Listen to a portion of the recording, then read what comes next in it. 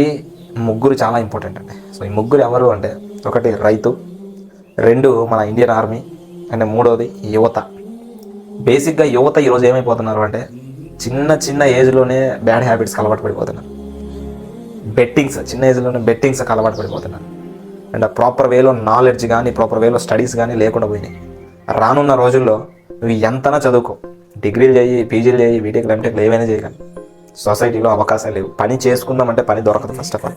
ఎందుకంటే ఒకప్పుడు రైతు చేసే పని ఈరోజు రోబోలు చేసేస్తుంది, మిషన్లు వచ్చేసినాయి. ప్రతి ఒక్క పనికి ఆటోమేటిక్గా వర్క్ చేయడానికి రోబోలు, మిషన్స్ అన్ని వచ్చేసాయి. And in the same sense AI, artificial intelligence, deep seek, దీన్ని మించిన టెక్నాలజీస్ వస్తాయి. సో అర్థం చేసుకోండి, బెస్ట్ ఈజ్ ప్లాట్ఫామ్. వీళ్ళనంత త్వరగా మీరు ఈ అవకాశం అసలు ఏంది దీని గురించి తెలుసుకొని మీరు కనుక అవకాశం కనుక తీసుకొని ముందుకు రన్ చేయకపోతే, రానున్న 2-3 ఇయర్స్లో 100% కొత్త టెక్నాలజీస్ వచ్చి అప్పటికి ఆల్మోస్ట్ సో చాలా వరకు అవకాశం అనేది లేకుండా పోతాయి. సో